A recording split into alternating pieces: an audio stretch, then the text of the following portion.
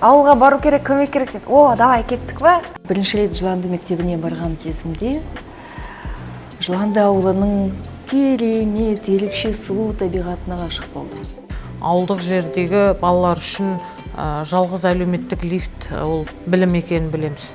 Сондықтан біз қолымыздан келгенше сол қолдау көрсету. Мен Жыланды мектебінің болашағы зор деп ойлаймын, сенемін. Бір ауылға көмектесіп жатқан секілдіміз, бірақ осы арқылы біз тағы да жүздеген ауылға көмектесу мүмкіндігі болар еді деп ойлаймын. Негізі сіздің ауылда ұстаз, мұғалімнің кәдімгідей беделі біраз жерге, біраз жоғары, басқа ауылдарға, басқа қалаға қарағанда. Оған дәлелі жас мамандар көбісі. Даже мысалы Жыландыда туып өспесе де, барып сол жерде жұмыс жасағысы келіп, өз үлесін қосқысы келіп жүрген қанша. Неге? Себебі оларға да орта керек бағана айтқандай, бірге дамитын. Бұл туралы ұзақ айтатын шығармыз, Айша ханым.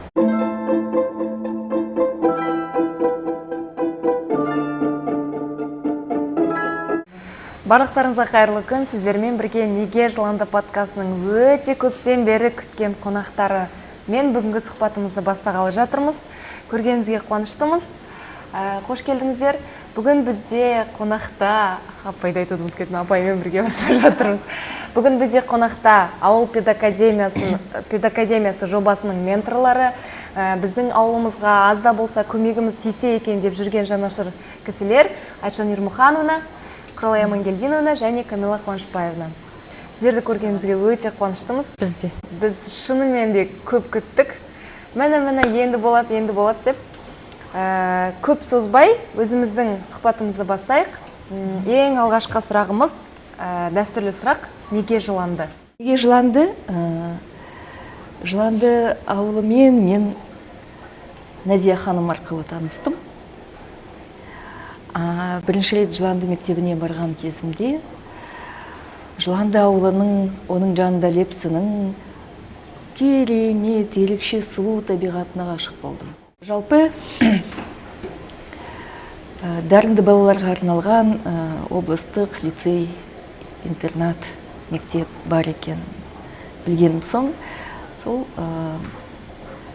мектеппен танысып, қажет әдістемелік көмек, кеңес беру, оймен бөлісу жөнінде сондай жұмыс шамалы болса да атқарылды. Әрине, оның түбінде жатқан ауыл мектебіне, ауыл мектебі ұстаздарына қолдау көрсету, көмек жасау. Себебі жалпы статистика бойынша мектептердің 40%, қателеспесем, 40%-нан да жоғары мектептер ол ауыл мектептері, және барлық оқушылар санынан 3,5 миллион оқушының 50-60% ол ауыл мектептерінде оқитын балалар. Сондықтан ауыл мектептерінің барлық проблемалары, өзекті проблемалары, ол әрине барлығымызға ортақ, барлығымызды да алаңдататын, және барлығымыз сол проблемаларды жоюға аз болса да үлесімізді қосуға міндеттіміз деп есептеймін. Сондықтан деп ойлаймын. Негізі бәріміздің егер терең қазып көрсек, барлығымыздың тамырымыз ауылдан басталатыны белгілі. Өзіміз қалада тусақ та бәрібір. Сондықтан бір адам ретінде өзіміздің тамырымызға қайта келу қалай жолға жүзеге асады дегенде, ол сол өзіміз шыққан, өзіміздің бесігіміз болған кезінде ауылға географиялық арақашықтыққа қарамай көмектесуге болатынын, қолдау көрсетуге болатынын дәлелдегіміз келеді. Және осы бір Жыланды ауылында егер осы біздің көмегіміз нәтижелі болып жатса, осы модельді мүмкін республикаға таратуға болатын шығар. Яғни неге Жыланды дегенге тағы бір жауабы, өйткені Жыландыда біздің тәжірибемізді қажет қылатын өте бір тамаша ниетті адамдар бар. Назия ханым, Бауыржан мырза, Серік мырза. Сондықтан қашанда сен өзіңнің тәжірибеңді тарату үшін әрине соны дамытуға мүмкіндік беретін бір қолайлы топырақ керек. Қолайлы жағдай керек. Ол жаңағы өзім айтып кеткендей сіздер сондықтан біз жыландыға өте бір бүйрегіміз бұрып тұрады. Және айтқандай бір ауылға көмектесіп жатқан секілдіміз, бірақ осы арқылы біз тағы да жүздеген ауылға көмектесу мүмкіндігі болар еді деп ойлаймын. Біріншісі, менің өмірлік және еңбек жолында ұстазым бар, Нұрбану Жунусовна Беребаева. Ол кісі Жыланды мектебінің түлегі, Жыланды ауылынан туып өскен азамат. Сол кісі көп айтатын Жыланды туралы, Жыландыда бір жігіт бар дейтін, өзінің жерлесі туралы. Бұрын осыдан 20-30 жыл бұрын соны мақтап айтатын. Ел қиналып жүргенде болды ғой бір переходный период дейміз ғой, жұмыссыз, жағдай жоқ негезе, сол жігіт студент бола тұрып, жаңағы кәсіпкерлікпен айлана бастап, сол тапқан табысының біраз бөлігін ауылын қолдауға, елге жаңағы продукты дейміз, апарып беретін жағдайын жасауға, сол ауылым қалайда тарап кетпес екен, ауылым қалайда сол биік, Асқар таудай биік болып тұра берсе екен деген ниетпенен сол біраз үлесін қосып жүрді. Содан қызық көретін, сол жігіттің аты Бауыржан Оспанов деп айтатын, Нұрбаншысына. Содан тағы бір 10 шақты жылдан мен бизнес саласында істегенде біздің компания ынтымақтастық құрды. Сонда тағы да қызық көрдім, көз қарасын, өзінің ауылына деген жаңағы ниетін, жанашырлығын. Үшіншіден енді өз басым қатты сыйлайтын Айтжан Нұрмұхановна, енді тағы бір арадан 10 жыл өткеннен кейін Айтжан Нұрмұхановна келіп, міне осындай менің бір ата-анам ауыл жерге көшіп бара жатыр, 6 баласы бар, өзі жаңағы Астанада енді өздерінің тірліктері де, қызметі де болса да ауылға ата-анасына қарауға көшіп бара жатыр.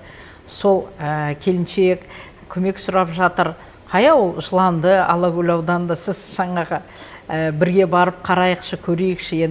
Енді негізі бірінші қадамымыз олимпиадаға дайындық деген енді ойменен ұйымдастырылған.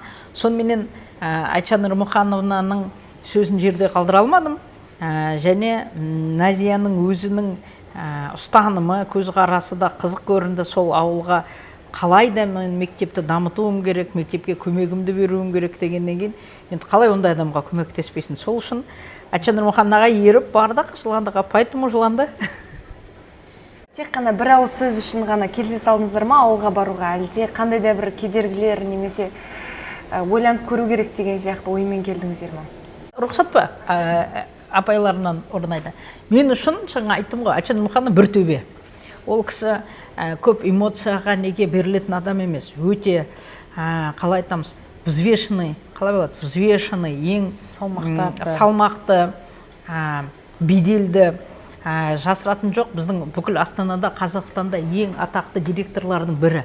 Бұл кісі көрінген дүниеге қызыға бермейді. Енді не жетпейді бұлайынша ойлағанда, сонда көмектесейік. Осындай Назия деген ерекше жан, көмектесуіміз керек. Назияның енді өзінің, мен жаңа Бауыржан Оспанов туралы айтып жатсам, Назияның өзінің папасы туралы, жаңағы жанұясы туралы айтып бергенде Айтжан Нұрмұхановна, мен үшін тұлға ретінде Назия қызық болды. Және ниеті мына ауылымды көтереміз, ауылымызға көмектесеміз, балаларға мүмкіндік беруіміз керек деген ниеті өте, әрине ол кез келген адамның жүрегіне жалын береді. Сол үшін енді осындай екі кісі шақырғаннан кейін жоқ дей алмадым, қызық көрдім, бардым. Әрине ойландық, өзара ақылдастық, ол да үлкен жауапкершілік қой. Мектепке барғаннан кейін жаңағы алдын ала жоспар құрдық. мектепте қандай көмек көрсетеміз, жұмысты қалай ұйымдастырамыз деген сияқты ойландық, ақылдастық, келістік. Солай, бірақ күнде емес әрине ол. Бірақ күнде қабылданған шешім емес. Және жалпы Жыланды мектебі жаңағы мектебінің ерекшелігі жалпы елімізде мамандандырылған, дарынды балаларға арналған мектептер бастауын 1996 жылдан алған.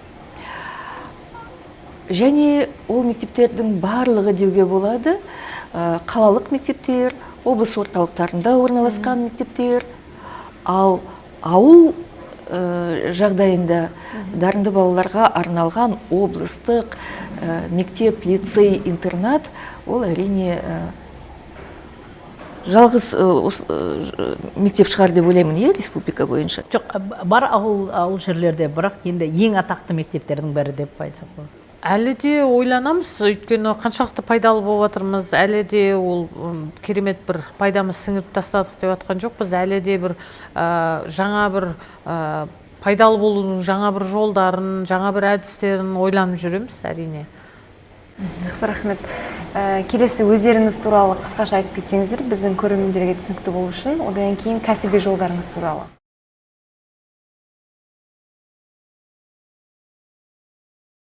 Жоқ, ұзақ айтпай қояйын, қысқаша ғана. Жалпы өзім өмірімнің 40 жылын білім саласына арнадым. Мектеп мұғалімі болдым, химия пәні мұғалімі, мектеп завучы, мектеп директоры, 20 жылға жуық осы Астана қаласында мектептерді басқардым. Ол дарынды балаларға арналған Зерде мектебі. Бір парақ ақ қағаздан бастадық деп айта аламын 2005 жылы. Және сол жағалауда орналасқан жаңа заманауи мектеп, номер 66 мектеп лицейінің директоры қызметін атқардым. 2024 жылдан бастап Бақуатты аудан жобасы аясында ауыл педагогикасы деген жобасы бар, 5 сандық жобасы бар. Біз міне әріптестерімізбен Құралай Амангелдиновна, Камила Қуанышбаевна ауыл педагогикасы жобасында жұмыс жасап жатырмыз. Ауыл педагогикасы жобасы ол ауыл мектептерінің ахуалын, ауыл мектептері мұғалімдеріне қолдау көрсету мақсатында ашылған жоба. Бұл идеяның үлкен вдохновитель, ынталандырушысы, жігерлендірушісі, авторы Камила Қуанышбаевна. Жалпы идея болғанда Айчан скромничает. По факту бәріміздің Аралбек ұстаз бар, тағы да біздің командада біраз Алия ұстаз, Светлана ұстаз, Жанна ұстаз, Қазбек ұстаз, Құралай Амангелдина, бір топ ұстаздар. Сол осы жаңағы ауыл педакадемия жобасының аясында ауыл мектебіне қалай көмек бере аламыз деген сол қосып жүрген үлесіміз деп есептеп, себебі енді анау жаман, мынау жаман деп жамандап айтуға да оңай, ал енді соған құрал беру, көмектесу, қалай енді әдістемелік көмек көбінесе енді жасау парызымыз деп есептеймін. Сол үшін сол қосып жүрген үлесіміз енді бұрындарда бар білгенімізбен енді бәріміз бөлісіп жүрген адамдармыз, ұжымдарымызда, басқа жерде болсын. Ал енді ең көп қазір сол көмек керек жер ауыл болып тұр. Ауыл әсіресе білім саласы. Сол үшін қазіргі жобамыз сол ауыл мектебінің білім сапасын көтеруге үлес қосу мақсаттарымыз. Мен де мектепте 35 жыл жұмыс істедім. мұғалімдіктен бастадым. Тәрбие орынбасары болдым директордың, одан кейін ғылыми әдістемелік орынбасары болдым, одан мектеп директоры болдым. 3 мектепті басқардым Астана қаласында. Яғни шағын жаңа Айша Нұрмұханова негізін қалаған Зерде дарынды балалар мектебін басқардым. Айша Нұрмұхановадан кейін шағын мектеп, яғни мамандандырылған мектеп, одан кейін қалалық мектепті басқардым, үлкен 73-ші мектеп лицейі. Одан кейін ГЧП жоба, бином мектебін, алғашқы мектебін басқардым. Сондықтан менде сол өзімдегі оқушыларды олимпиадаға дайындау тәжірибемде бар. Қаланың жаңағы мөлтек аудан бойынша оқитын оқушыларына мүмкіндіктер жасау бойынша да тәжірибем бар. Сол тәжірибені, яғни тек қана өзімде ішімде ғана қалып қоймасын, соны мүмкіндігінше көп адамдарға таратайын. Өйткені мен кішкене сол жолда көп қиындықтар көріп, басымды тасқа соғып, кейбір кезде қателіктер жасап жеткен болсам, ал менен кейінгі әріптестерім, жаңадан сайланып жатқан жас директорлар, тәжірибесіз директорлар сол жолды мен секілді ұзақ жүрмес екен деймін да. Олар мен жасаған қателіктерді азырақ жасаса, тезірек өтсе деймін, өйткені ең соңында ол балаға пайдалы болады. Яғни мектеп директоры ұзақ үйреніп, ұзақ қателіктер жасап жүрсе, одан тек қана бала зардап шегіп жатады, мұғалім зардап шегіп жатады. Ал егер менің жасаған қателіктерімді мен көрсетіп беріп айтып, ол сол қателіктерді қайталамаса, одан бала пайда көреді. Міне сондықтан мүмкіндігінше соны тарату мақсатында, осындай жаңағы біздің ауыл педакадемиясы секілді жоба бізге сол жағынан өзіміздің мол тәжірибемізді бөлісуге күшті мүмкіндік. Және бағана айтып кеткендей, қайтадан қайталап айтам, егер бір аудан көлемінде бұл жобамыз сәтті шықса, Жыланды ауылындағы жобаларымыз сәтті шықса, бұны міндетті түрде республика деңгейінде масштабировать ету. Өйткені мен білемін, жаңағы Астананың маңайындағы ауылдар, немесе жаңағы үлкен қолдаушысы бар, меценаты бар ауылдың өзі осындай қиналып отырса, ал енді шеткейдегі, шалғайдағы ауылдардың көріп жатқан күні не болып жатыр деп ойлаймыз да. Өйткені жаңа Айша Нұрмұханова айтып кетті, бізде оқушылардың көп бөлігі ауылдық жерлерде тұрады, және ауылдық жердегі балалар үшін жалғыз әлеуметтік лифт ол білім екенін білеміз. Сондықтан біз қолымыздан келгенше сол қолдау көрсету. Жалпы еңбек жолын ауыл мектебінде бастадым. Орыс тілі әдебиеті ұстазы болып, Қарғалы номер 2 орта мектебінде фабричный деп аталатын. Біздің мектеп енді ауданда, облыста кәдімгідей ең мықты мектептердің бірі болып есептелетін. Сол ұжымда еңбек жолын бастағаннан кейін олимпиадаға қызықтым. Бүкіл енді сол мұғалім болғаннан бірінші сол ауыл деңгейінде, кейін олимпиадаға дайындайтын біраз жеңімпаздар дайындағаннан кейін мені облысқа шақырып, облысқа жұмыс жасадым. Облыс деңгейінде облыстың құрама командасын дайындайтынбыз. Кейін республика деңгейінде жалпы еңбек жолының біраз 20 жылға жуығын сол дарынды балаларды дайындау, дамыту, сондай жұмыстармен араластым. Содан бір жылдары Айқанат қорын басқардым. Сол кезде ауыл мектебінен келеді балалар. Ол да олимпиада, негізі олимпиада Айқанат. Бірақ енді әрине халықаралық олимпиадаға дайындаған балалар менен ауылдан келген балалардың жаңағы тек білім менен бағалаған дұрыс емес екенін түсіндім.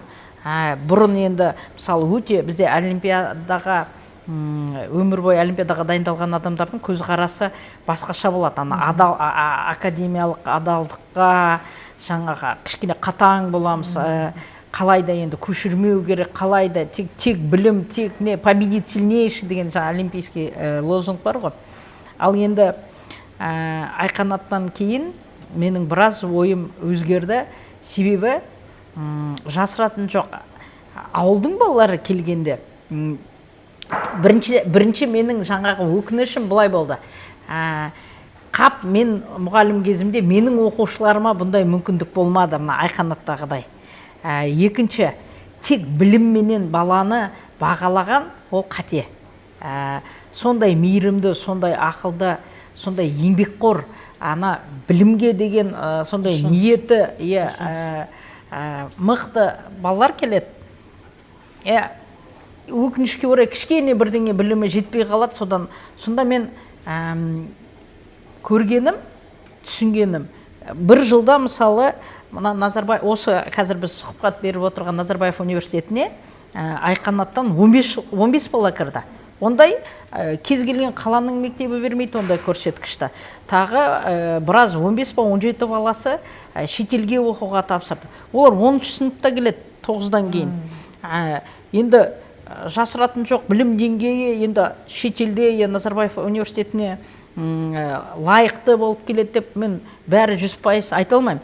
Бірақ дегенменен сол оқуға деген ынтасыменен, адалдығыменен, еңбекқорлығымен енді жүректі жаулап алды дейміз ба. Енді содан кейін бір түсінген дүнием, қолымыздан келгенше ауылдың балаларына мүмкіндік беруіміз керек. Себебі олардың ниеті дұрыс. Мысалы Айқанатта жаңағыдай бір дәстүр бар. Өзі сол Айқанатта оқыған бала ертең өскеннен кейін, жаңағы өзі табысты болғаннан кейін өзінің ауылынан бір баланы әкеліп тағы оқытады деген. Соның өзі бір философиялық мағынада және құндылық, сондай бір керемет құндылық деп ойлаймын. Содан енді жасыратын жоқ, барлық дананың бәрі ауылдан шықты. Біздер соған мүмкіндік беруге тырысу керегімізді. Енді сол үшін қазіргі жасап жүрген жобаларымыз көбінесе ауыл мектебіне, ауыл балаларына арналған. Әркім өз саласына әртүрлі жолмен келеді. Мысалы, өмірде екі нәрседен қателеспейді, соның бір мамандық таңдаудан. Сіздер өз салаларыңызға, мұғалімдік жолға қалай келдіңіздер? Түрткі болған, себеп болған бір нәрсе бар ма? Әлде бағана бізде талқылап жатырмыз ғой, ұбт нәтижесі арқылы ары қарай бағытты таңдап кетеді деген сияқты. Сіздер жүрек қалауларыңызбен келдіңіздер ма? Мамандыққа жалпы өзім жүрек қалауымен келдім деп айта аламын. Отбасында 6 баланың үлкені болдым.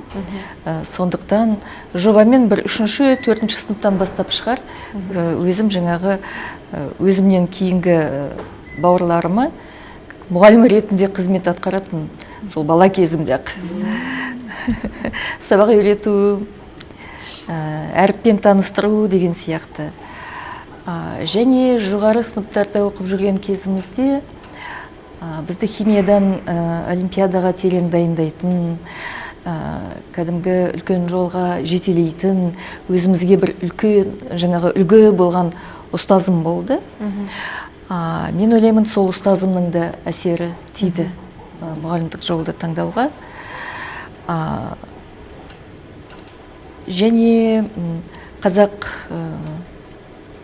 мемлекеттік университетін, ол кезде Киров атындағы, қазір Әл-Фараби атындағы университетін бітіріп жатқан кезде 5 жыл сағынышпен жаңағы университетті бітіргеннен кейін үйіңе барғың келеді. Сондықтан жаңағы ол кезде жолдама, направление деген болатұғын. Сол направлениемен өзімнің ата-анам тұрып жатқан қалаға қайтып келіп, оқу бітіргеннен кейін сол ең бірінші өзімнің еңбек жолымды, оқу жылымды мектептен бастадым. Сол мектептен сосын зейнеткерлікке шықтым. Менікі де ұқсас секілді, мен 5-ші сыныптан бастап мұғалім болғым келді. Енді қазіргі кезде айтып жатады ғой, енді соңғы ұрпақ енді анау мұғалімдікқа ұбт-да төмен балл алып қалғандықтан, басқа амалы болмағандықтан жаңа қалдық немен барады деп. Бірақ біздің кезімізде енді менің жағдайымда менің ұстаздарым өте керемет болды мектептегі. Қай пәннен болса да бірінен бірі өтетін, тіпті біз олардың бүкіл әрекетін қайталайтынбыз, олардың киім киісін қайталайтынбыз, сондай бір ұстаздарымыз бірінен бір өтетін болды. Өте сапалы білім берді. Сондықтан ба маған қатты әсер етті. Мен де солар секілді болғым келетін. Мен жалпы менің сыныбым барлығы біз жаңа сол мұғалімдарға еліктеп, сол мұғалімдар секілді болғымыз келіп, олар білмейді да оны еліктеп жүргенімізді, біз оның сол жүріс тұрысын бәрін қайталайтынбыз. Сондықтан мен сол мұғалімдікқа саналы түрде келдім. Мектепті жаңа үздік бітіре тұра сол мұғалім боламын деп шештім. Одан кейін жалпы мен өзім өте ұстазға жолым болғыш адаммын. Одан кейін университетте мықты ұстаздарым болды. Олар да өте сапалы білім берді. Жанашырлықпен кәдімгідей әрқайсымыз терең білім алып шығу үшін барлығын жасады. Одан кейін мектепке келсем, мектепте де маған мықты тәлімгерлер кездесті. Одан кейін мықты директорлар кездесті. Яғни қашанда бір зор мақтанышпен сондай бір айтамын, мен ұстазға өте бір бай адаммын деп. Сондықтан өзіме сол ұстаздарым қалай қызмет етті, қалай маған жол көрсетті, соны мен қазір өзімнен кейінгі жастарға сол қызметті көрсеткім келеді.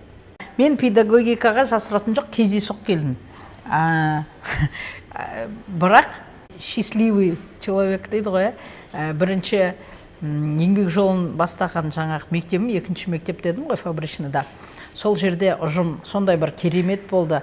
Қазір сондай негізі естем, наставничество не деген бар деп, бірақ дәл осындай ықыласпен бар ма жоқ па білмеймін. Басқа мектептерде, даже өзімнің мектебімде қазір бар ма жоқ па білмеймін.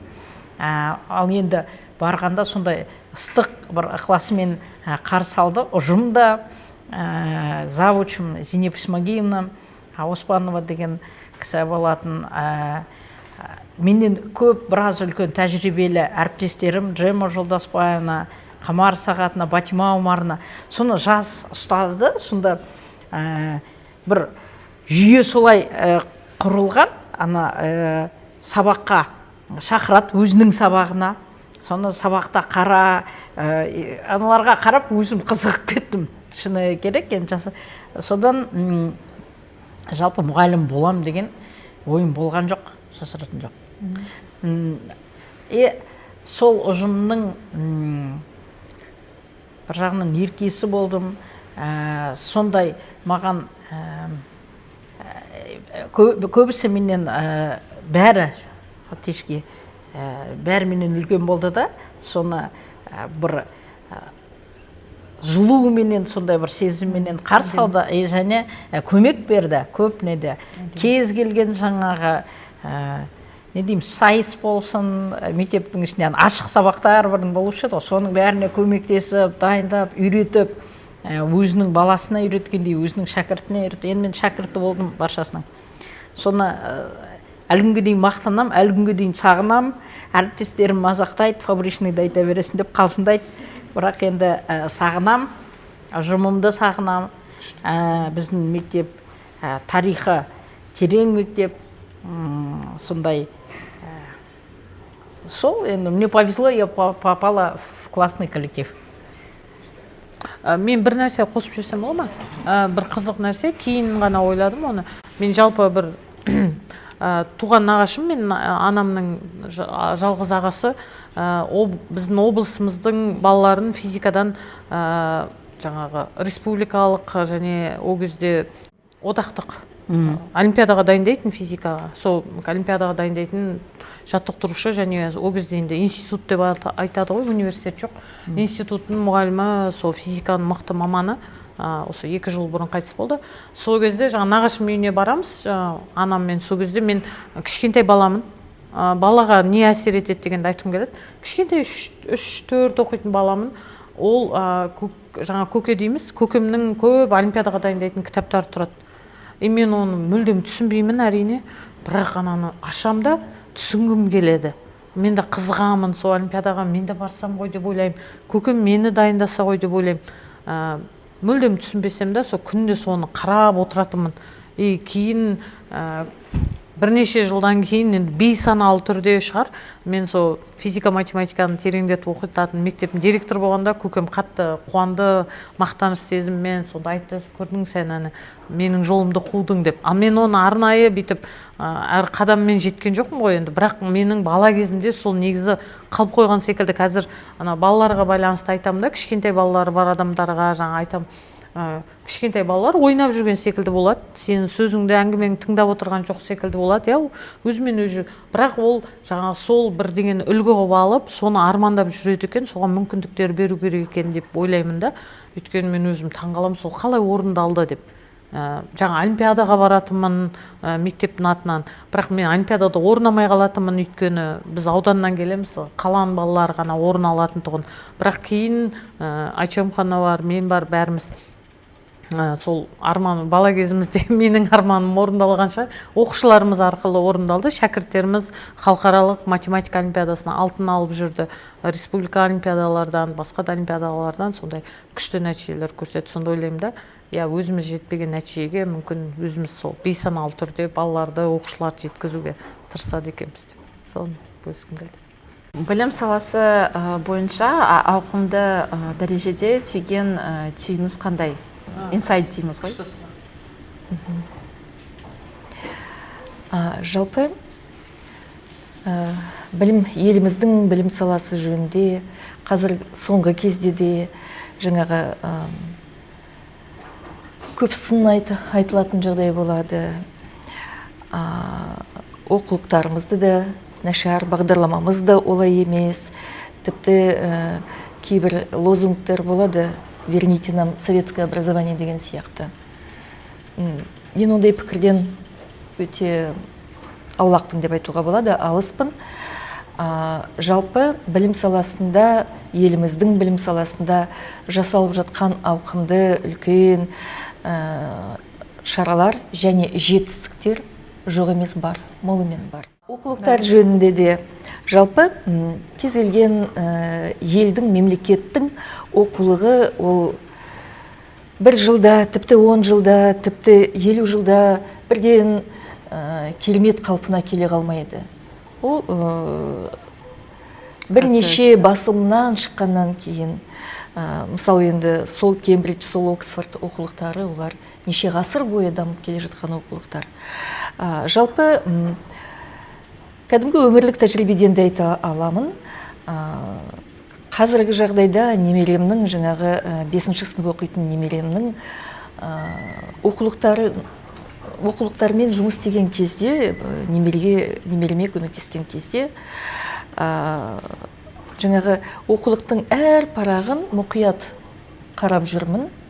Жалпы оқулықтарымыз өте жақсы оқулықтар.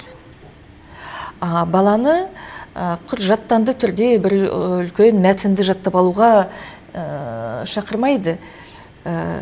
Анау берілген мәтіннен кейін қаншама керемет, қызықты, баланың көңілін аударатын, баланың зейінін ашатын, баланы қызықтыратын тапсырмалар беріледі. Жалпы бала жаңағы тапсырмаларды орындау арқылы өз пікірі пайда болады, ізденеді, интернеттен іздейді, басқа кітаптардан іздейді, көп жаңағы өзіндік жұмыс жасайды. Сондықтан бізде барлығы дұрыс емес деп өзімізді өзіміз жаңағы кемсіте беруге болмайды. Жалпы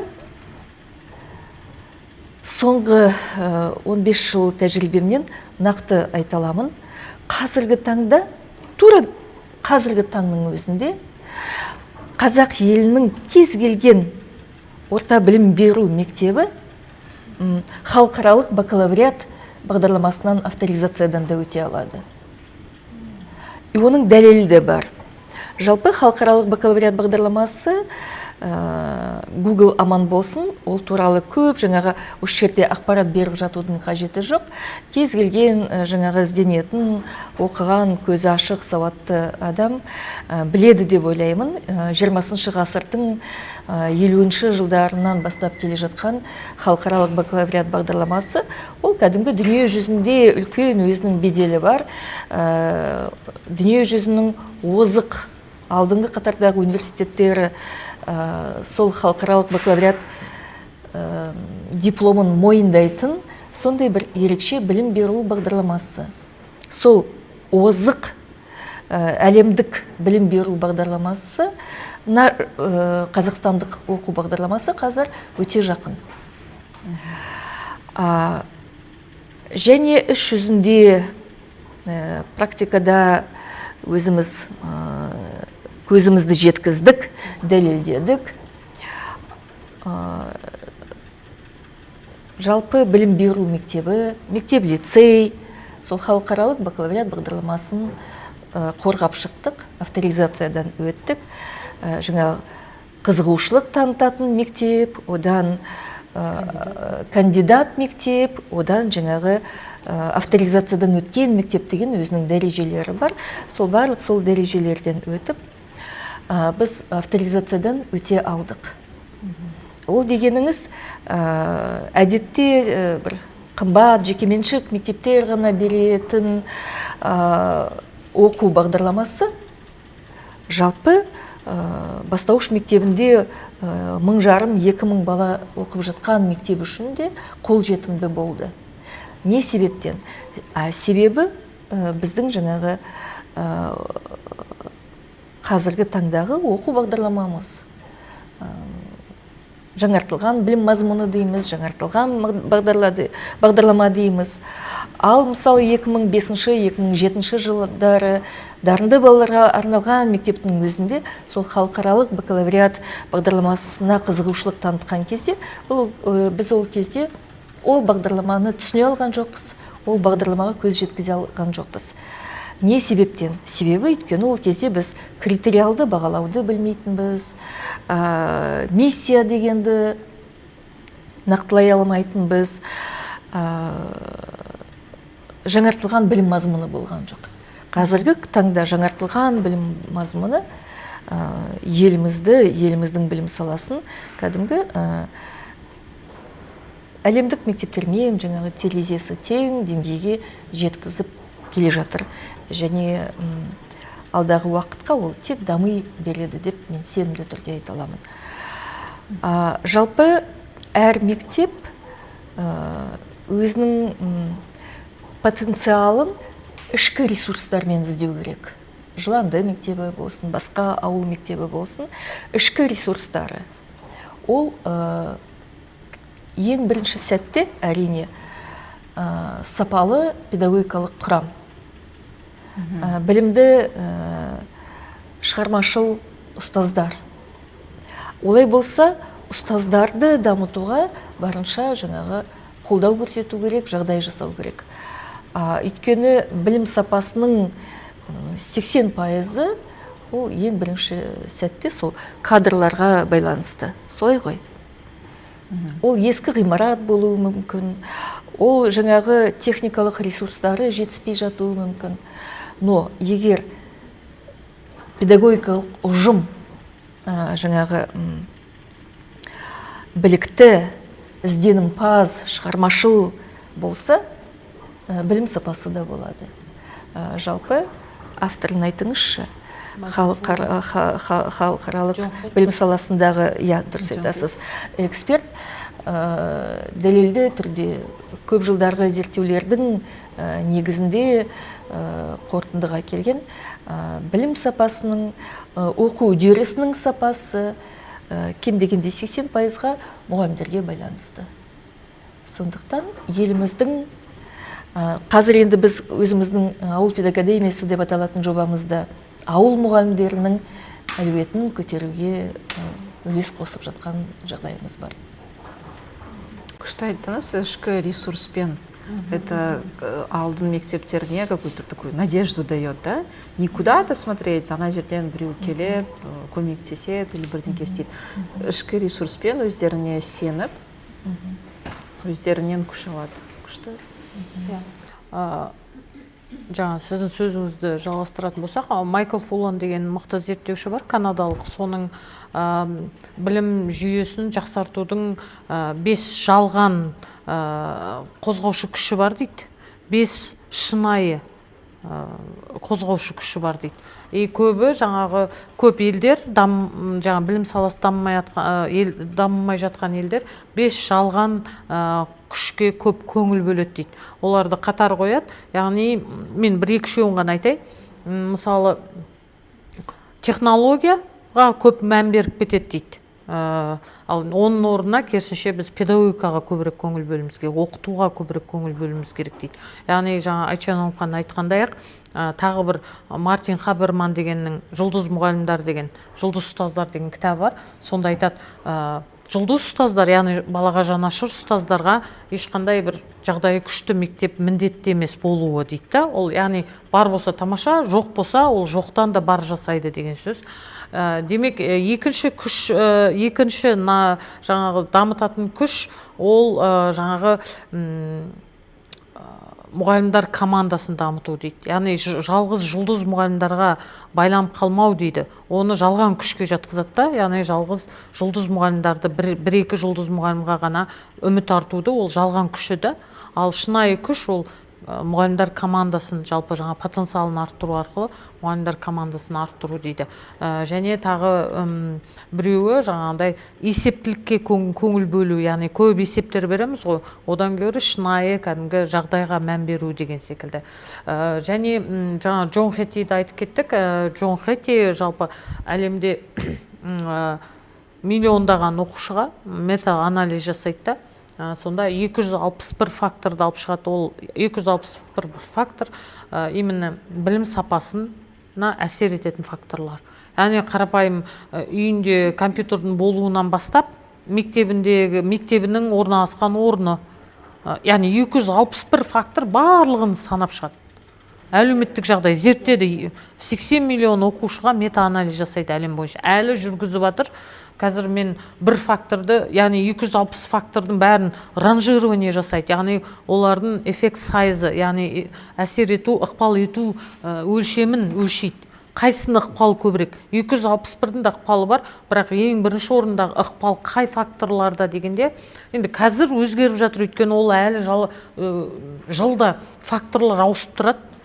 Бірінші орындағы алғашқы бестіктегі фактор келесі жылы чуть орындарын ауыстырады, өйткені ол әлі зерттеп жатыр, сол зерттеу бойынша қайта-қайта өзгеріс енгізіп отырады. Бірінші орынға басқа. Қазіргі кезде, соңғы кездегі оқығаным бойынша, ең бірінші ол не? Коллективная эффективность учителей дейді. Алғашқы орында, алғашқы бестікте болады. Яғни мұғалімдердің ұжымдық тиімділігі. Яғни бұл жерде жаңағы бір мұғалім ғана сенбеу керек, біз оқушыларды өзгертеміз дегенге. Барлық ұжым болып 100% сену керек, біз оқушыларға білім сапасына оң ықпал ете аламыз деп. Және сол жолда барлығы бірдей жүру керек алға. Тек қана. Көрдіңіз? Яғни бірде мұғалім артта қалып қоймау керек. Жоқ, мен сенбеймін деп. Осы ұжымдық тиімділік. Екінші, көбірек айтатыны, әрине оқушыларға өте сапалы кері байланыс беру. Ол да алғашқы бестікке кіріп отырады.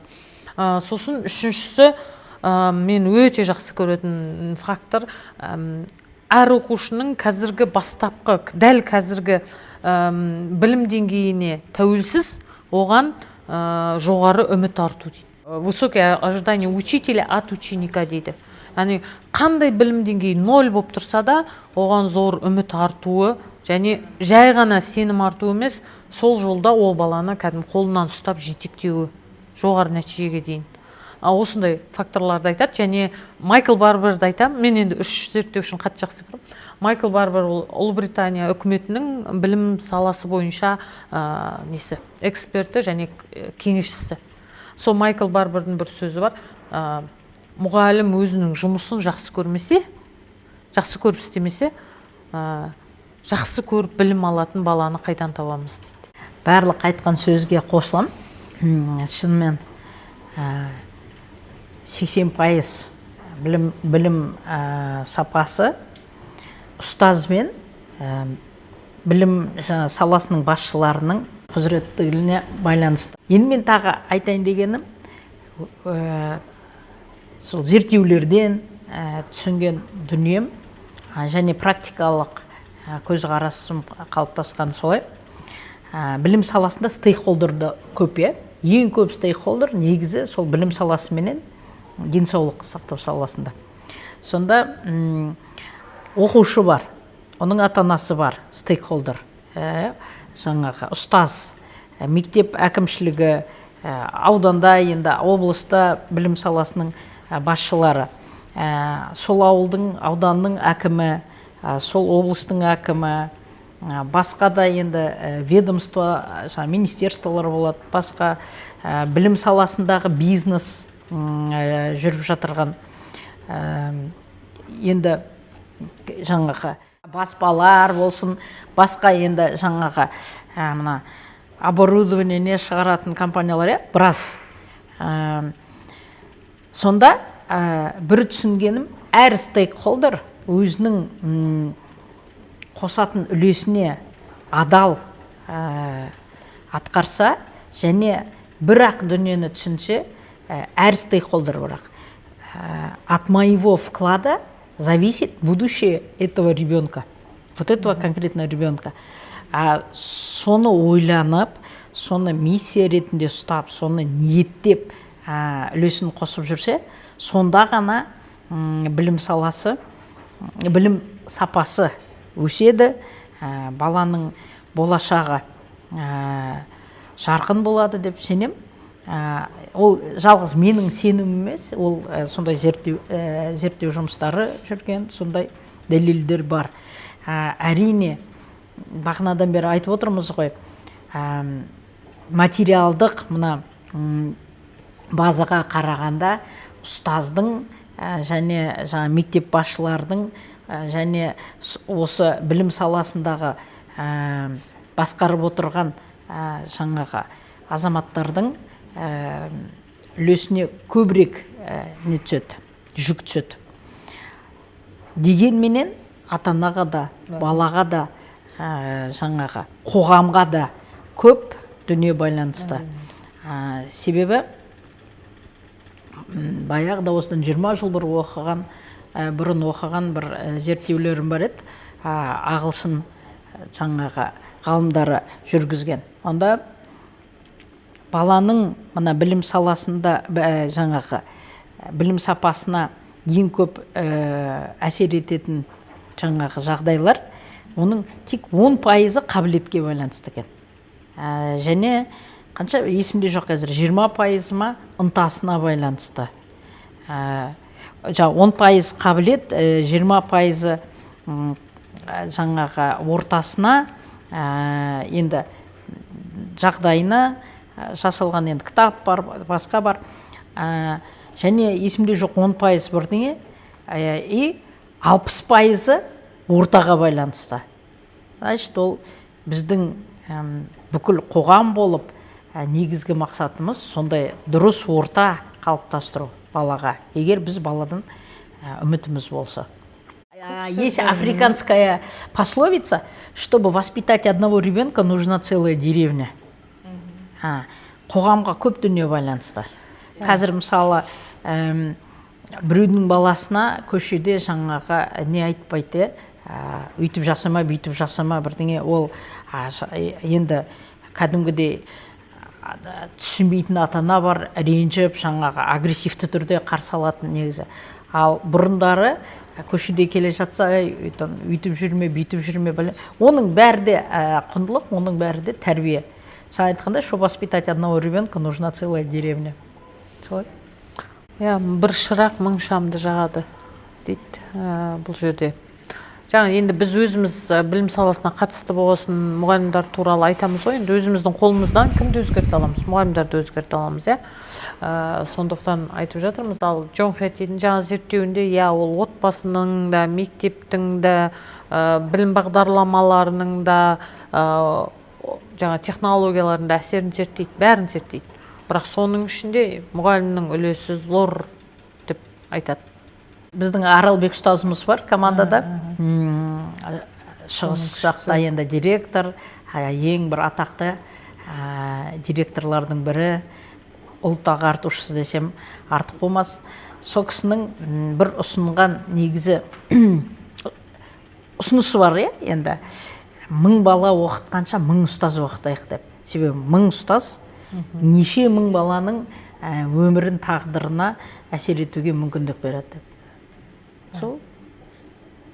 Жалпы ауыл мектептерінің нәтиже көрсететініне неге сенесіздер, және оның ішінде Жыланды ауылының?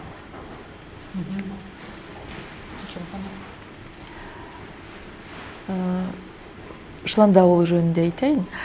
Жыланды мектебі туралы. Жалпы Жыланды мектебіне алғаш рет барғанымда осыдан 2 жыл бұрын, 3 жыл бұрын. Шағын болса да, біраз зерттеу жұмыстарын жүргіздім мектепте. Ол ұжыммен танысу, ол мектептің даму бағдарламасымен танысу деген сияқты.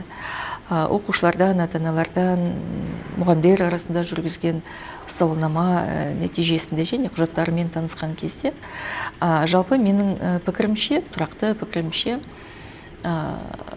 болашағы Жыланды ауылының дарынды балаларға арналған мектеп-интернатының, лицей-интернатының болашағы жарқын деп есептеймін. Және ішкі потенциалы жоғары. Ұжымда педагог шебер, педагог зерттеуші, педагог эксперттер, педагог модераторлар жұмыс жасап жатыр. Дарынды балалармен жұмыс жасаудың әдіс тәсілдерімен жақсы жұмыс жасайды. Тағы бір өте үлкен ішкі мүмкіндігі мектептің, ол мектепте жас мамандар көп. Математика мұғалімдері, ағылшын пәні мұғалімдері, дене шынықтыру мұғалімдері, физика, химия, биология мұғалімдері, жас ұстаздар. Педагогикалық өтілі 2 жылдан 10 жылға дейінгі мұғалімдер көп екенін көрдім. Және тағы бір сенім ұялататын сәт, ол сол мектептің түлектері жоғары білім, жоғары педагогикалық білім алғаннан кейін өзінің туған мектебіне келіп ұстаздық еңбек етіп жатыр. То есть мектептің ішкі потенциалы жоғары деген сөз. Және жаңағы ресми мамандандырылған дарын мектебі деген статусы бар.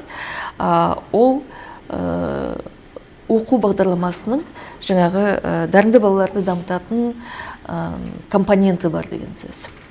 Оқу жоспарымен. Сосын жаңағы Жыланды мектебі феномені деген пайда болды соңғы жылдары. Ол жерде енді ашық айту керек, Назия ханымның үлесі өте жоғары. Жыланды мектебінің феномені дейтінім, кәдімгі еліміздегі білім саласындағы эксперттік статусы бар мамандар Жыланды мектебіне қызығушылық танытты. Жыланды мектебінің базасында өткен оқу жылында, көктемде, Жыланды фест деген үлкен іс-шара өтті. Халықаралық деңгейде робототехника бойынша робототехника жарыстары өтіп жатыр. Уже 2 рет болды ма? 3 рет болды ма?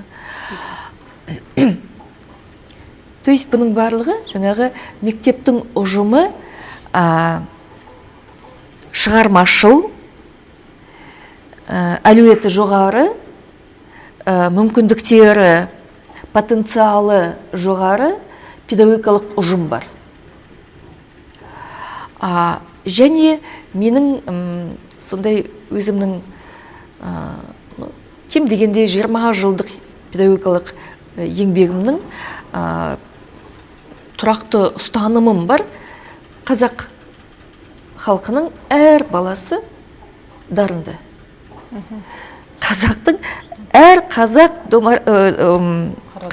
қара домалақ баласы дарынды бала. Және Жыланды мектебінде біз соны көрдік. Мен өзім 6-шы, 7-ші, 8-ші сынып оқушыларымен жаңағы сұхбаттастым, пікірталас та болды арамызда, әңгіме құру сәттері болды. Сонда жаңа білім алуға құштарлығы, жаңа бір білімге деген ашықтығы балалардың сондай қуантты. Және кәдімгі менен көп жоғары терең қазақы ұстаныммен кәдімгі бай қазақ тілінде жаңағы балалардың өз ойын жеткізе алатыны қуантты. жаңағы сыни тұрғыдан ойлау қабілеті өздерінің жаңағы жетістіктерін бағалай алатын, немесе жетіспей жатқан тұстарына өздері сын айта алатыны, және сол жаңағы кемшіліктерді жоюдың, солармен жұмыс жасаудың жолдарын іздене алатыны сол балалардың мені терең таңғалдырды және терең қуантты деп айта аламын. Және жыланды дарынды балаларға арналған, мамандандырылған лицей интернатында жан-жақты жағдайда жасалып жатыр. Тіпті 2013-2012 жылдары сол Бауыржан Оспанов, сол ауылдың тумасы, ауылда ата-анасы тұратын, мысалы, еліміздің танымал кәсіпкері, меценат, сол мектепке жақсы мамандарды шақыру мақсатымен, жақсы мамандардың тұрақтануына жағдай жасау үшін тіпті мұғалімдерге арналған 15 үй салған. Мектептің күрделі жөндеу жұмыстарына жаңағы қолдау көрсеткен.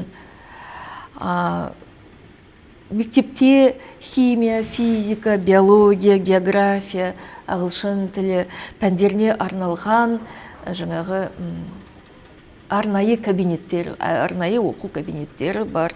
То есть потенциалы жоғары. Және Жыланды мектебінде өз тәжірибесімен бөлісуге, жас мамандарға қолдау көрсету мақсатымен, дарынды балалармен жұмыс істеу мақсатында республикалық физика-математика мектебінің мұғалімдері ынтымақтастықта жұмыс жасап жатыр. Білім инновация лицейлері, Назарбаев интеллектуалдық зияткерлік мектептерінің ұстаздары, мамандары, тәжірибелі ұстаздары, жас мамандары, Жыланды мектебінің ұстаздарымен сондай жақсы ынтымақтастықта, қарым-қатынаста ортақ, қалай деп айтуға болады, енді жұмыс жасап жатыр деп айтуға бола ма, әлде сондай бір ортақ шаралар өткізуі, Жыланды мектебінің мұғалімдері республикалық физика-математика мектебіне барып, сабақтарына қатысып, өз сабақтарын көрсетіп, тәжірибе алмасуы. То есть жан-жақты сондай үлкен жұмыс атқарылып жатыр. Сондықтан мен Жыланды мектебінің болашағы зор деп ойлаймын, сенемін, және үлкен табыстар тілеймін педагогикалық ұжымға, оқушылар ұжымына, дарынды балаларға. Мен жалпы осы нәтижелігіне сенуімнің үш үлкен себебін айтып кетейін. Бірінші себебі ол тоқтаусыз табандылықпен, ешқандай қиындыққа қарамай, ешқандай кедергіге қарамай шаруа әрекеттер жасала берсе, ол міндетті түрде нәтиже береді. Бірақ ол жолда қиындықтар, кедергілер, сәтсіздіктер болуы заңды. Біздің көбіміз көп жобаны алып тоқтап қалу себебіміз не? Біз сол сәтсіздікке тоқтап қаламыз, мойып қаламыз, шаршап қаламыз, қажып қаламыз, қайтып кетеміз, тоқтата саламыз. Ал мен 100% сенімдімін, егер зор табандылықпен, зор құштарлықпен, зор еңбекпен жасай берсе, ол міндетті түрде нәтиже береді. Бұл бірінші себебі. Осыған сенем, ол сіздерде бар. Мен оны сіздерден көріп жатырмын. Екінші себебі, мектеп маған не береді деп отырған жоқ. Ауыл қауымдастығы да мектепке жанашырлықты байқадым мен соңғы бір 2-3 шарада. Ауылдың ақсақалдары, апайлары, ауылдың халқы жалпы мектеп сондай бір шараларына олар да білек сыбана кірісіп кеткенін көрдім. Яғни ешқашан ауыл қауымдастығы мектеп жақсарсын, біз шетте отыра берейік деуге болмайды. Олардың да үлесі болу керек, және сол үлесті көрсетіп жатыр ақырындап. Яғни бір-біріне пайдалы болу керек. Мектеп ауылға бірдеңе беру керек. Ауыл қауымдастығы мектепке де бірдеңе бере алу керек. Ол жаңағы моральдық көмек шығар, басқа қолдаулар шығар. Ең болмағанда кедергі жасамау, тіпті болмағанда. Үшінші себеп, үлкен себеп, ол әрине сіздер секілді сол мектепке шын жанашыр, риясыз көмектесеміз, одан бір пайда көреміз емес. Шын мәнінде осы ауылдың мектебін аяғынан тік тұрғызамыз деген ниеті түзу, ниеті таза адамдар бар да, тағы да ол нәтиже береді. Яғни осы үш себепке байланысты мен 100 емес 200% сенемін. Ауыл халқына алғысымды айтқым келеді.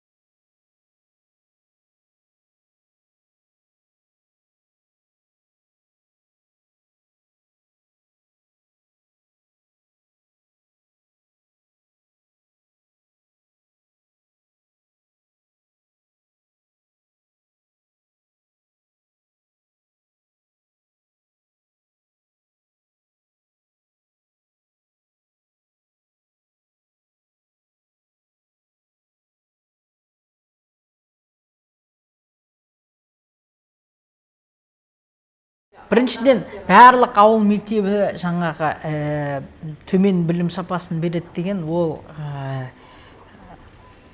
жалған мәлімет. Кейбір мектептер бар. Жаңа мысалы Мейкетоннан келдік, қандай мектеп, жаңағы шараға өздеріңізде қатыстыңыз, қандай ұстаздар, көзінің жанары, жаңағы ниеттері, өздерінің ұсынған проблемалардың шешімін өздері жаңағы жабылып, не дейміз, брейншторм жасап, соны шешімін тауып, сондай бір, не дейміз, радость открытия, сондай бір қуанышты болып қайтты. Болмаса не керек енді тынышына сабағын беріп жүре беруге болатын кәдімгідей мұғалім жоқ.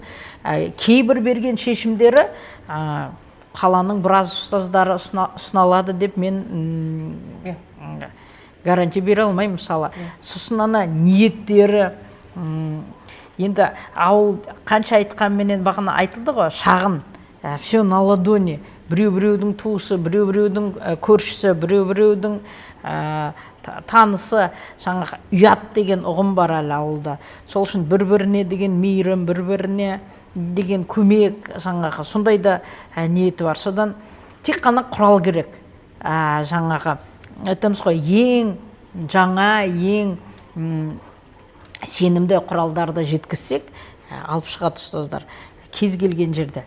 Ал енді жыландыға келсек, мысалы сіздер сияқты ұстазы, ата-анасы, қамқоршысы бар мектеп, жаңағы көрдік қой, оқушыларында, мұғалімдерінде, жаңағы мектеп әкімшілігін сондай айтып жатырмын, сонша көмек беріп жатырсыз, мен жасыратым жоқ, Қазақстанда 2 ауыл мектебін білем, осындай ұжымы да, қамқоршылары да бірге жұмыс жасап, осындай көмектесейік деген ауыл жерде. Біреуі жаңа Құлынжондағы мектеп Аралбек басқарып отырған, біреуі Эльмира ханым басқарып отырған сіздің Жыланды мектебі. Енді өте қуаныштымын, сондай мектептер көп болса екен. Жаңағы мектептерде айтып жатыр ғой, бірге жұмыс жасайық, серіктес болайық, енді партнерский школы деп, соның өзі де қамқоршының бәрі осы сіздер сияқты ізденіп, вирус сияқты таралу керек жан-жаққа. Балаларына дамытуға Астанаға келіп, ұстаздарына мүмкіндік беремін деп, сұхбат аламыз, жасап жүрген, ниеттеніп жүрген, тәжірибе ауысамыз деп келіп отырсындар.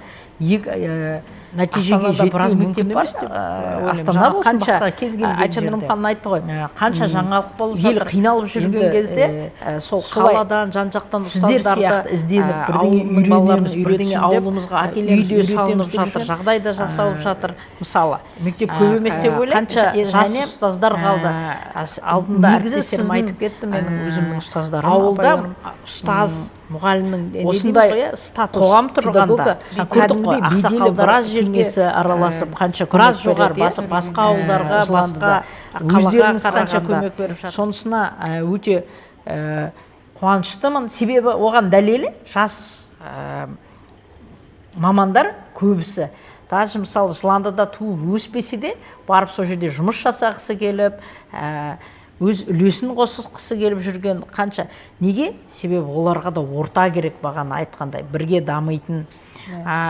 Үлкені үлкен болып барып көрдік қой. Ана Бибігүл апай, басқа енді тәжірибелі ұстаздар, мысалы жастарға қамқор болып, үйретуге тырысып, бірге жаңағы дамып, жастармен бірге оқып жүргені, енді үміт пен сенімнен басқа ештеңе күту мүмкін емес. Енді сол балалардың да мысалы қанша робототехникасы бар, жаңағы би бар, басқа бар, сондай бір белсенді қатысып жүргендерін көріп, әрине қуанасың.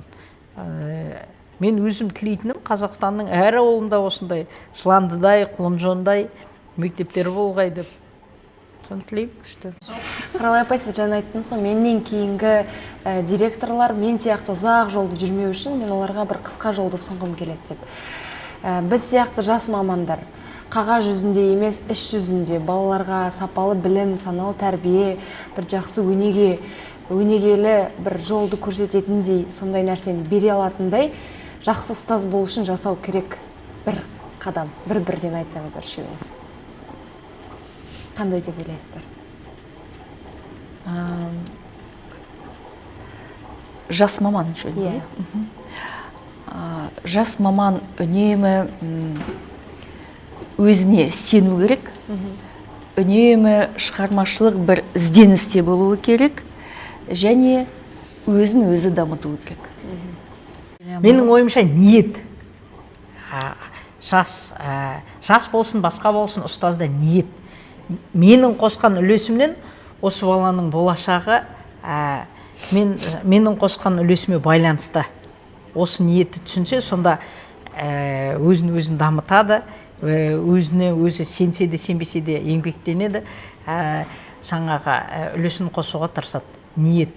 Және қазір бір тренд бар. Мен өзім сондай ұстаз болдым, жасыратын жоқ. Амбиция дейміз ғой. Өзіңнің амбицияң үшін оқыту емес, олимпиадаға жаңағы жеңімпаз не жасайтын, дайындайтын. Енді қазіргі тәжірибеден, қазіргі енді кезеңде түсінем, ол амбиция болған. Ал негізі тағы да сол ауыл педакадемияның бір спикері Нұрлан Иманғалиев деген елімізде атақты спикерлардың, негізі білім саласының сондай майталманы, белгілі азамат айтқан сөзі бір ойға келдірді. Негізі мұғалім мектепте жұмыс жасағанда, баламен жұмыс жасағанда, өзінің амбициясы үшін емес, мен мықты мұғаліммін, мен атақты мұғаліммін, сол үшін емес, мен осы баланың болашағы үшін еңбек жасап жатырмын деп та. Вот сондай ниетпен жұмыс жасаса, ол бала міндетті түрде бір жетістіктерге жетеді, ол бала міндетті түрде бақытты азамат болып дамиды. Ал енді ұстаздың бақыты жасыратын жоқ. Черчилльдің сөзі бар ғой, самый влиятельный человек это школьный учитель, его влиянию позавидует премьер-министр деген. Негізі ұстаздың жеңісі мына балаға аттестат тапсырылғанмен бітпейді, басталады негізі. Көп уақыт оқушыларымыз мынандай жетістікке жетті, мынандай болды деген сайын қуанышқа жүрегіміз, көңіліміз толады. Жаңа Мартин Хаберман деген кітап бар, Star Teachers, яғни жұлдызды мұғалімдер. Кедей аудандардағы оқушыларды жұлдыз мұғалімдер қалай оқытады деген. Яғни Мартин Хаберман бірнеше жыл бойы, 20 жыл ма ұмытып қалдым, сол ең кедей аудандардағы мектептердің мұғалімдерін зерттейді. Сонда екі қатар тұрған мектеп, екеуінде жаңа материал техникалық базасы бірдей, екеуінде жағдай бірдей, екеуінде де бірдей оқушылар оқиды. Жаңа әлеуметтік осал топтардың оқушылары оқиды. Енді шеткі жақтағы жаңағыдай өте қиын жағдайдағы. Бірақ бір мектепте нәтиже бар, оқушылары өте шабыттанып оқып білім алады. Екінші мектепте мүлдем балалардың оқуға деген қызығушылығы жоқ. Сол кезде ол жаңа зерттейді. Екеуінде де бірдей жағдай болса, не әсер етіп тұр дегенде, ол жаңа жұлдыз мұғалімдерді зерттей бастайды. Яғни соған әсер еткен мұғалімдер, сол жұлдыз мұғалімдердің ұмытпасам 7 ме 8 бе ұстанымын шығарады. Сол мен жалпы жас мамандарға сол ұстанымдарды ұстау керек деп ойлаймын. Сол кітапта ғой деймін бір мысал бар. 30 жыл бойы сол қиын, әлеуметтік жағдай қиын мектептерде жұмыс істеген бір мұғалім 30 жылдан кейін кетуге мәжбүр болады, бірақ ойлайды, мен кетсем бұл балаларды кім үйретеді дейді. Сондай ұстаным, яғни ол миссиясы пайда болады да, мен осы әлеуметтік жағдайы қиын балаларға да шамшырақ болуым керек, оларға бір жолын ашуым керек деген мақсатта. Яғни ол жерде жаңа 7 ұстаным бар десек, бір ұстанымы жаңағы оның нақты ұстаздардың мықты миссиясы болу керек дейді. Екінші, сол миссиясы бар мұғалімдер қандай қиын жағдай болса да, қиын оқушылар кездессе де, қиын ата-аналар кездессе де, оқу құралы жоқ болатса да, ол бір жолдар табады дейді. Және оның бір когнитивті екі сұрағы бар дейді мұғалімдердің. Мысалы, мен не істей алам деп иығын қиқан еткізу бір мұғалімдерді, мен не істей алам енді деп. Немесе мен тағы не істей алам. Яғни жұлдыз мұғалімдердің сұрағы ол екінші сұрақ дейді. Мен тағы не істей алам.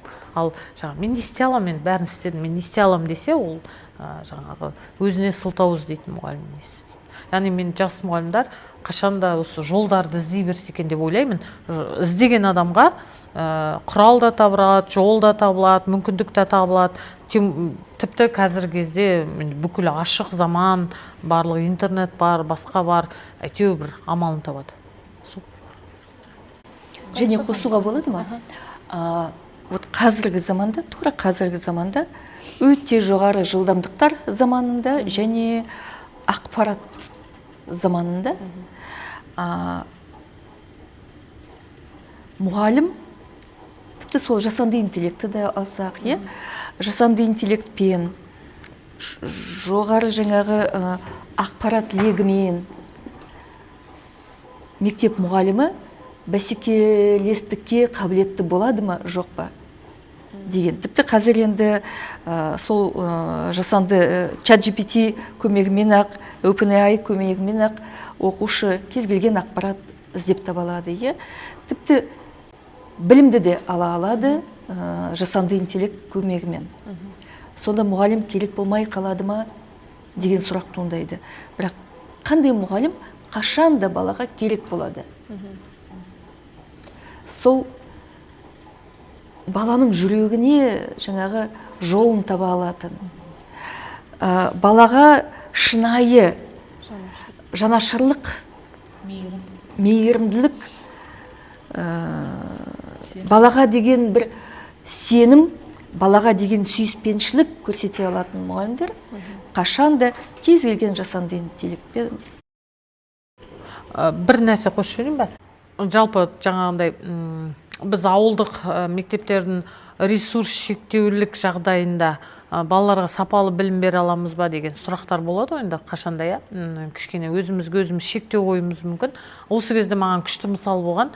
Осыдан бір 2-3 жыл бұрын біз Nobel Fest шарасын өткіздік. Сонда Global Teacher Prize'дің бірінші орын алған, яғни соның ең $1 миллион 30-ын алған мұғалімдермен кездестік, соларды тыңдау бақытына ие болдық. Олар 3 жылғы, әр жылғы, яғни бірінші орын алған мұғалімдер келді.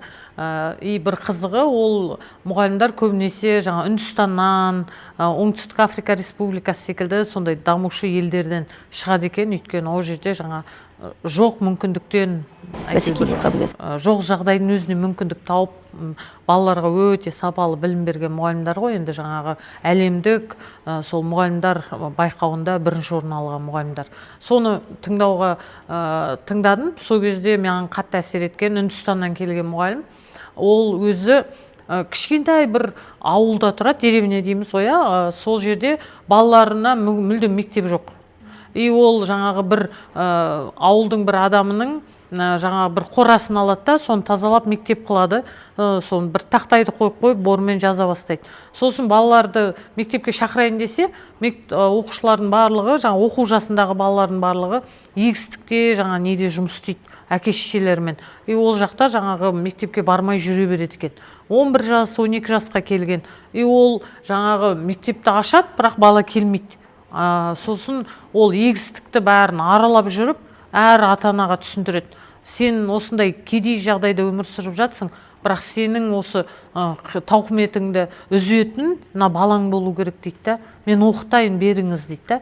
Білім ғана бұны жаңағы жоғары жаңа деңгейге жеткізеді деп. Әр сол егістікте қанша километр жүріп, әр қыз баланы, ұл баланы бір-бірлеп жетектеп, бір күні 3 бала, бір күні 4 бала алып келіп оқыта бастайды. Содан жаңағы өзінде ақша да болмайды.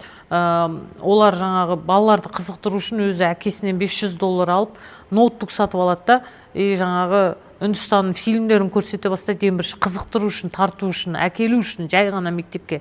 Сосын бір күні олар енді фильм көру үшін келе бастайды, жаңағы көзін жеткізеді. Одан кейін оларды оқыту керек болады. Оқытқанда да ол жаңағы қызықтырып оқыту үшін өзі жалғыз мұғалім ғой. Ол өзі үйде видео түсіреді, жаңағы математиканы барлығын үйрететін видеолар түсіреді да, жаңағы ноутбуктен көрсете бастайды. Әртүрлі. Сөйтіп бізге де көрсетті, ол жұмыстарын жаңағы бір үлкен приложениеге айналдырыпты. Яғни сол мұғалім сөйтіп жаңа Global Teacher Prize'да $1 миллион алады, сосын оны тағы да мектеп салады сол ақшасына. Яғни біз осындай ешкім сылтау іздеп отырған жоқ, ол мүмкіндіктер іздеп осылай нәтижеге жеткен мұғалім бізге керемет. Осындай бір шаршап кеткен кезде, кейде бір нәтижелігіне сенбей қалған кезде осын еске түсірем мен.